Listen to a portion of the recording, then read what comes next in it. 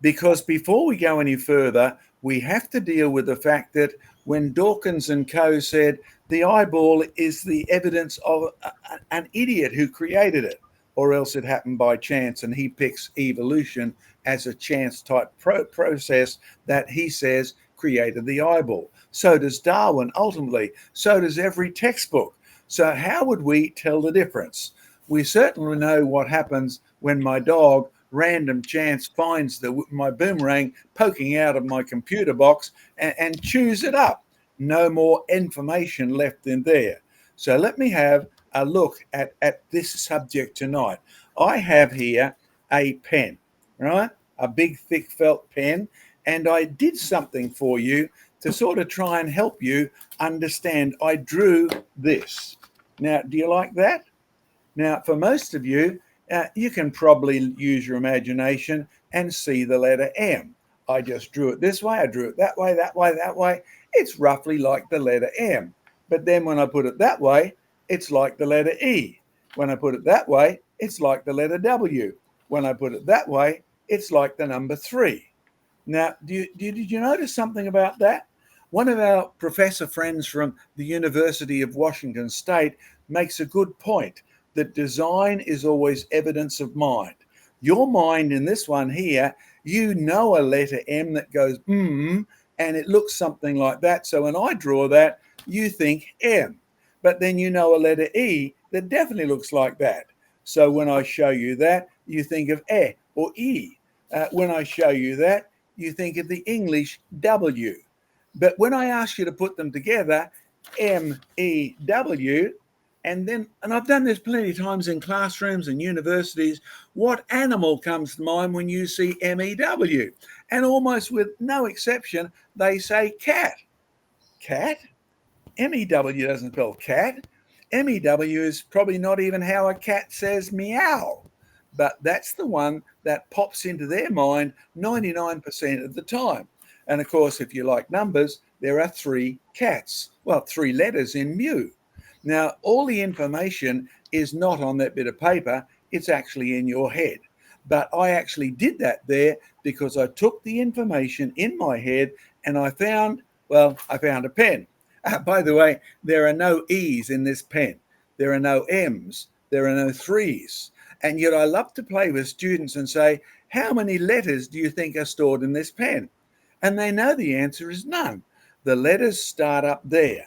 I invent the letters in order to convey information. And the Bible says that God has showed his handiwork.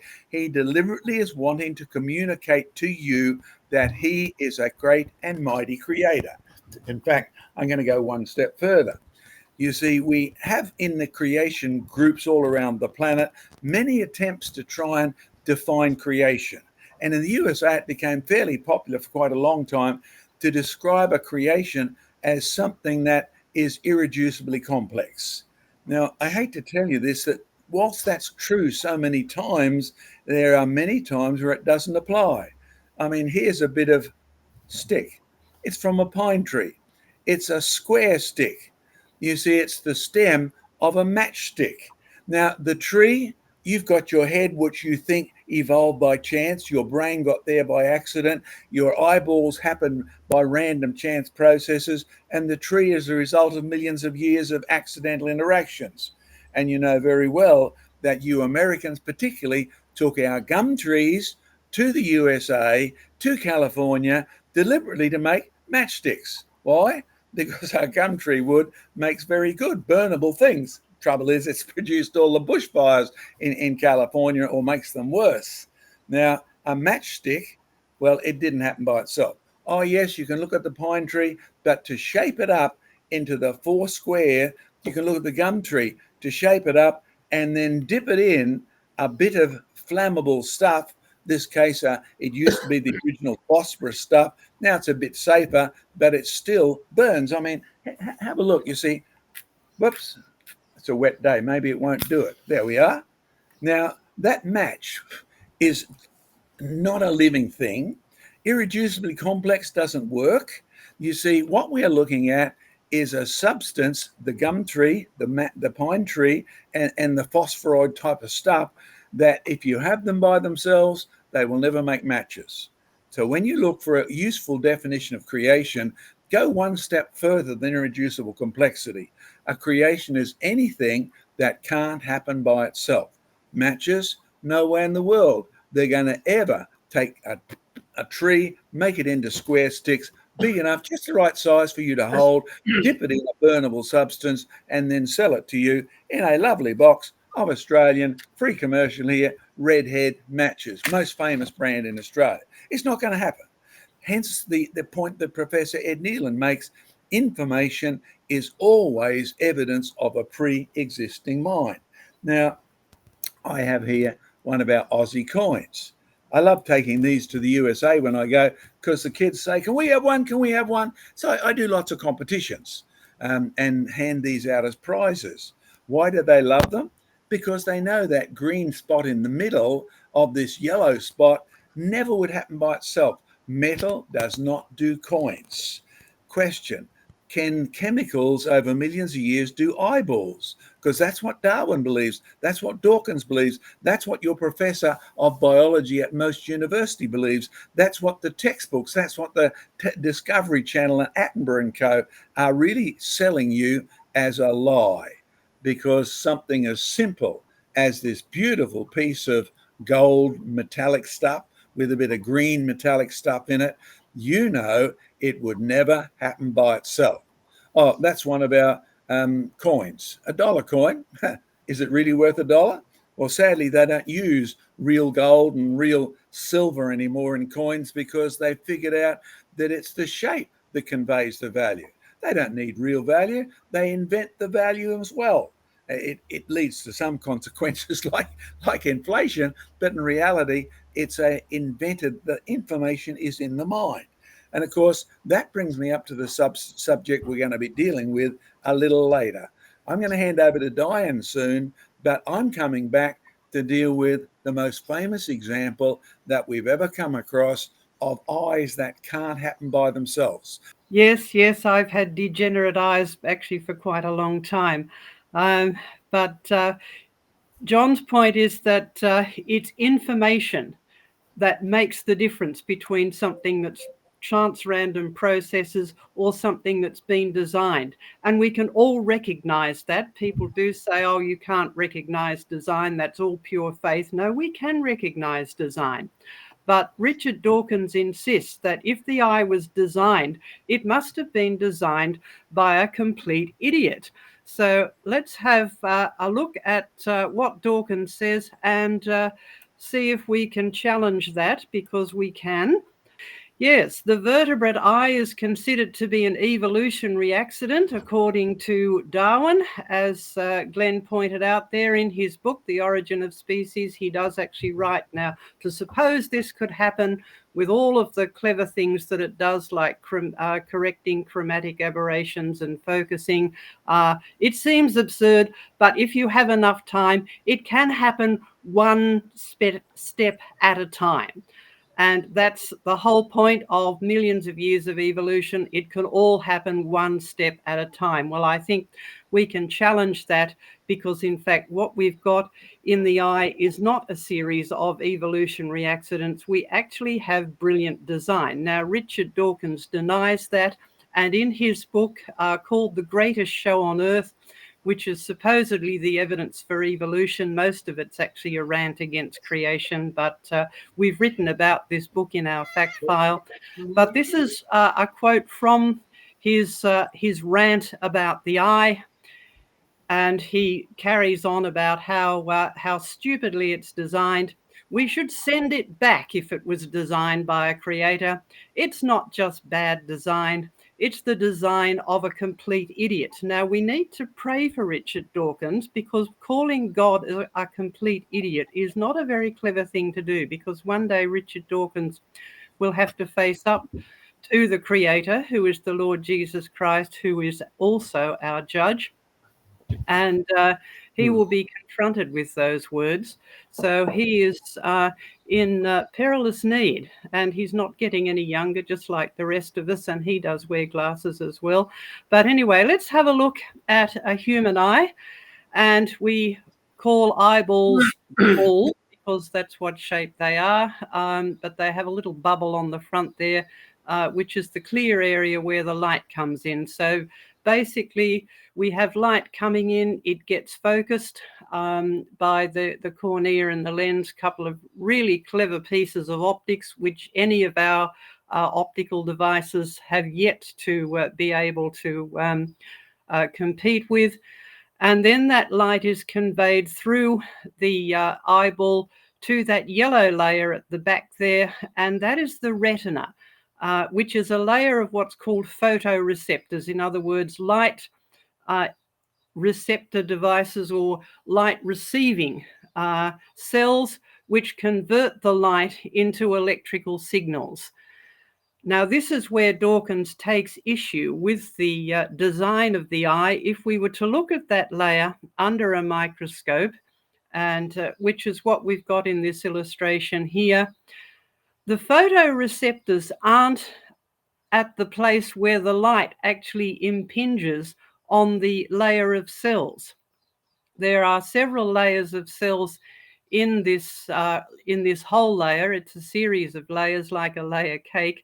And the photoreceptors, where that conversion takes place from light to electrical signals, are at the back. And that is Dawkins'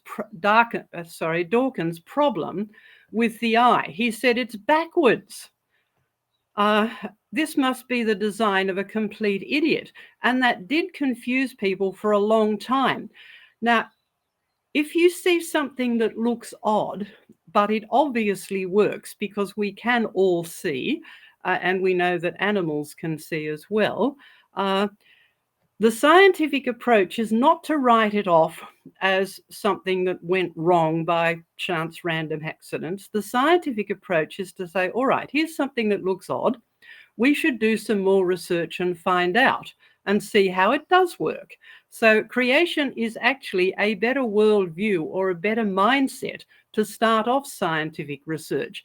And in fact, human curiosity starts with a creation mindset. We see things and say, oh yes, I wonder how that works. And we go and find out. And that is what a number of scientists and engineers have done. Now, that looks, our photo there just looks like a great big random mass of cells. All right, there's some arrangement in it, but you can't see the individual ones. But if you do actually work out what's inside here and see how those cells are arranged, they are connected to one another. And so this is how it works. We have light coming in the top there. Now notice those long blue cells. Those cells actually collect the light and convey it through all those other layers to the photoreceptor cells, right, which are called rods and cones. We'll come to those in a minute. Now, those are called Muller cells, and the Mg in the diagram there stands for Muller glia, right? Glia is a term that just means glue, and you have lots of cells called glia throughout your brain and the central nervous system. And they are supportive cells, but they are essential to keeping the electrically active cells working. And what happens is that these Muller cells convey the light a bit like fiber optic cables, and they also correct color aberrations when the light has to be refracted through that system of lenses at the front, so that when it arrives at the rods and cones, which are the photoreceptor cells, it is in the best arrangement it could possibly be for those photoreceptor cells to respond to that. Now, the group of scientists who did this research and worked out how this worked, they came up with the opposite conclusion to Richard Dawkins. Their conclusion was the retina is revealed as an optimal structure. In other words, the best structure designed. Now, notice this was in a secular scientific paper. They cannot avoid the word design. They might deny it. They might claim to be atheists, but when they see design, they cannot avoid that word. So an optimal structure designed for improving the sharpness of images. In other words, getting the best image you can on the back of the eye. So let's go back to our layers of eyes there and look at the photoreceptors themselves, a little bit about them. They are called rods and cones. Now, why do we have two different types of light sensitive cells? Well, the reason for that is so that we can see color. So when you look at something that's really bright and colorful with lots of different colors, you can see all of those different colors and know what they are. And so you need different types of photoreceptors in order to do that. And if we go back to our retina, two different types of light sensing cells. We have rods which detect the overall amount of light. We need to know that, but they don't distinguish different colors. Now, different colors are different wavelengths of light, and we have three different types of cones. Now, Sam, you know a bit about visual things and electronic visual things. It all seems to work on red, green, and blue. And in fact, I remember when we used to have cables that were called RGB cables because they were red, green, and they conveyed red, green, and blue. And that's all based on the original color sensors, which are in the back of your eyes.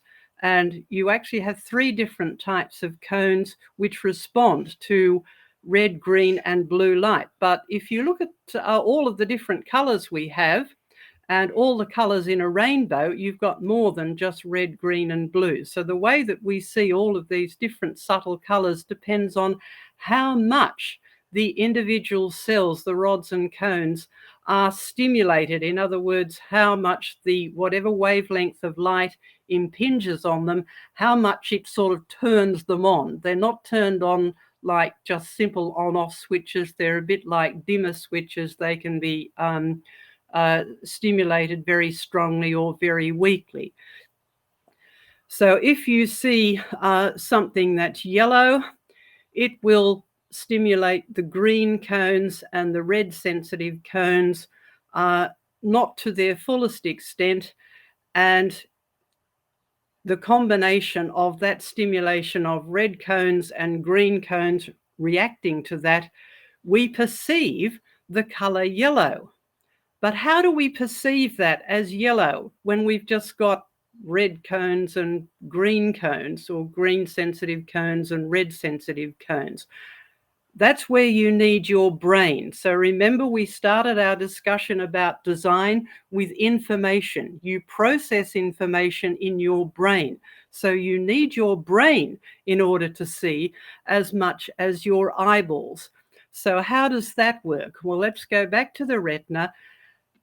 What the rods and cones do is act as transducers, right? That's an engineering term meaning that they convert one form of energy into another. So what happens here? They convert light into electrical signals. And those then have to be sent to the brain in order to be interpreted. Now, it's not done by Wi-Fi. It actually needs cables just in order to send that information to the brain, which acts like a great big computer to analyze the electrical signals into proper data which we understand. And that's where all of those other layers come in. They are there for a purpose.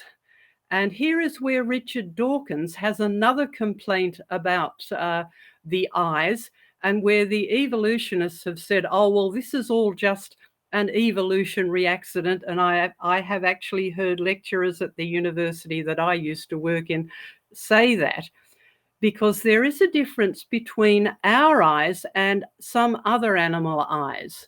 So we need to know how that information is going to get to the brain. So it goes from the rods and cones through all of those other layers where cells are connected to one another. They act like the cabling and the network to get the information back to the computer. But the problem that Dawkins and the university lecturers, the evolutionary lecturers, had is that there is a difference between a vertebrate eye and an invertebrate eye, in that where those photoreceptors are located. Dawkins says vertebrate eyes, so that includes us, have them in the wrong place. We have photoreceptors at the back and nerve fibers, which act like the cables that are going to convey the information to the brain, at the front. We've seen how that has been fixed with the, and it wasn't a problem, it's been designed with the those Mueller-Glia cells, right? In an invertebrate eye, the photoreceptors are at the front and the nerve fibers are at the back. Now, in order to get those nerve fibers out of the eye, they have to be all gathered up and bundled into a cable, which is the optic nerve.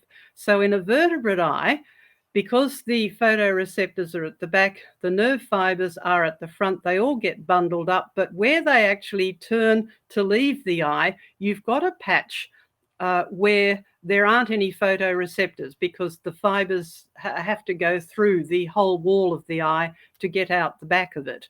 Now, that doesn't happen in an invertebrate eye because they're already at the back. And so that's why this zoology lecturer I once heard telling several times, telling the students that the vertebrate eye is just an accident of evolution. The vertebrates somehow got it wrong when they evolved from invertebrates.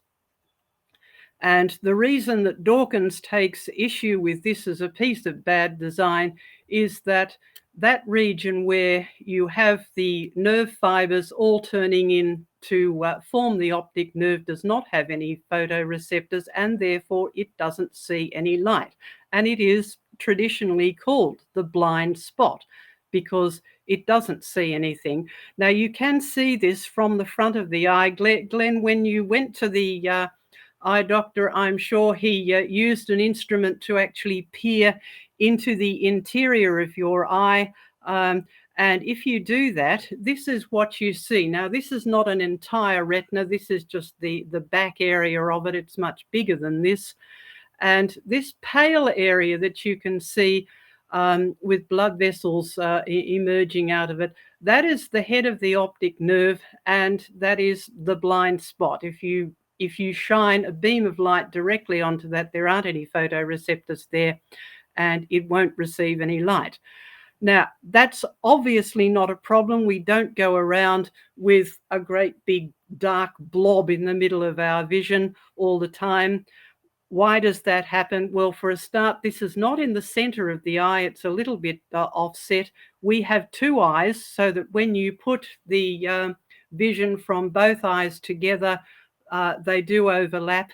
And another interesting thing is, even when you are looking at something straight on and not moving, your eyes are actually moving, very, very tiny movements, but they're going on all the time. So your brain is getting information from the whole of this retina. It is constantly moving. So the blind spot is not always looking at exactly the same place.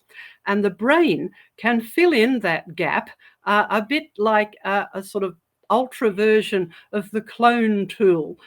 God invented Photoshop type editing software far before any human software engineer did. So the blind spot is not a problem because we have two eyes, because of this constant movement, and because of the incredible image processing that's going on in your brain all the time. But let's consider how our two eyes work. We were given two eyes for a good reason. So when you're out in the world enjoying the beautiful scenery, how can we tell what things are on the right side and what things are on the left side from the light that's coming into our eyes? Okay, so we have two eyes, and looking ahead there, our left eye and our right eye. Now, think about how the light is coming into our eyes. Our eyes are described in terms of the nasal side. In other words, your nose is between your two eyes, so the middle side, the inner side of the retina is called the nasal side. The outer side is called the temporal side because, as in the temple of your head, the temporal part of your head, There is a bone there called the temporal bone as well. But so if you see that in an anatomical diagram, that's what they mean. It's the outer side or the lateral side. All right. So light coming in from the left side will impinge on the nasal side of the left eye, but the temporal side of the right eye. In other words, the two opposite sides of each retina. And the same goes for the light coming in from the right side. Okay, will impinge on the outer side or the temporal side of the left eye and the inner side of the right eye. Now, how are we going to put all of that together so that we know what we really want to know is what's on the right side of your body and what's on the left side of the body? It doesn't really matter as to which part of the retina it got to. Right. Both eyes receive light from both sides of the body. So how are we going to work that out? Well, this is where all of that clever cabling comes in and the information comes in. We see with our brain as much as we do with our eyes. So to go from the eye to the brain, and the information from our eyes is actually processed right at the back of the brain, so it's got a fair way to go. It comes into the eyes, goes out the back of the eyes. Now there's this really clever structure at the base of your brain called the optic chiasm. Now notice how the information that came in from the left side ends up going to the opposite side of the brain. That's something that happens throughout the central nervous system, but it does get gathered together. So the information from the left side and the right side gets rearranged at this optic chiasm so that it can be sent to one side of the brain or the other. So it's now been sorted out so that we know what's on the right side and what's on the left side. So between your eye and your brain, you get well-focused light sent through the retina. It doesn't get bounced around through all of those cells before it gets to the photoreceptors. It gets converted into electrical signals which contain the data that's going to go to our brain. We have a clever cabling system that sorts it all out so that it's arranged according to what's out there in the real world, so that when we get to see something beautiful like this, we go, oh, wow, isn't that wonderful? The Lord God has done a marvelous job with the outside world and with our eyes and brains that we can see it. And I often think of a hymn that we often criticize called All Things Bright and Beautiful, because some of its theology is not quite right. But the last verse is, He, our Creator, gave us eyes to see them and lips that we might tell how great is God Almighty, who has made all things well. So Dawkins is wrong. The Creator is not an idiot. He made all things well. He is great, and we need to go out and tell people that He is great and has made all things well. Now, they didn't stay all well, and we will go into that a little bit more in the program, and also it's one of the general themes of creation.